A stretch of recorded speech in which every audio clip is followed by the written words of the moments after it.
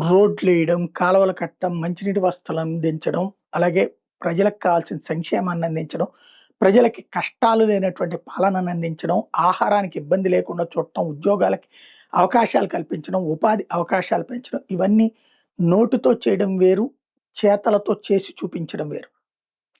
ఇవి జగనున్నా జరుగుతాయి, బాబున్నా జరుగుతాయి. ఎవరి కాలంలో ఎక్కువ వేగంగా జరిగినాయి అనేది జనాలకి తెలుసు. కానీ పార్టీల పరంగా ఎవరికాళ్ళు మా వాళ్ళ హయాంలో బాగా జరిగిందని చెప్పుకుంటారు. తెలుగుదేశం గాని, వైఎస్ఆర్ కాంగ్రెస్ పార్టీ గాని. అది పక్కన పెడదాం.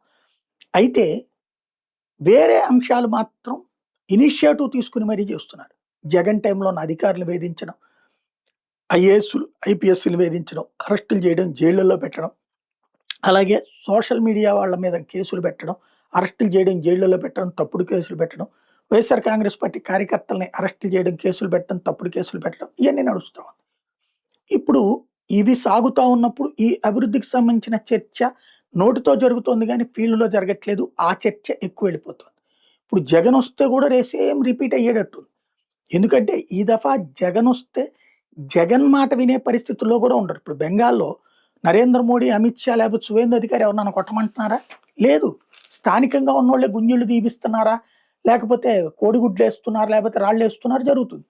ఇప్పుడు నువ్వేం చేస్తావు? రేపు నీకదే అవుతది. ఆ రోజున టీఎంసీ వాళ్ళు ఇష్టారాజ్యంగా నడిచారు. ఇవాళ జనసేనో లేకపోతే తెలుగుదేశమో అట్లా చేస్తే రేపు పొద్దున అవతలోళ్ళు అట్లా చేస్తున్నప్పుడు ఆ ప్రభుత్వము ఆపలేదు. ఆపబోదు కూడా. చివరికి మన రాష్ట్రంలో బ్రతకాలంటే ఏదో ఒక పార్టీకి పని చేయాలా? ఏదో ఒక పార్టీకి అనుకూలంగా ఉండాలి. రెండో పార్టీ వాళ్ళ చేత తన్నులు తినాలి. ఇదెక్కడ ప్రజాస్వామ్యం? ఇదెక్కడ రాజకీయం? ఇదెక్కడ దౌర్భాగ్యం? ఇదెక్కడ దరిద్రం? గతంలో మన పెద్దలు కూడా ఫేస్ చెయ్యని రాక్షస రాజకీయాన్ని ఇప్పుడు మనం ఫేస్ చేస్తున్నాం. ఇది ప్రమాదకరం అనేది ఎందుకు ఆలోచించట్లేదో అర్థం కావట్లేదు.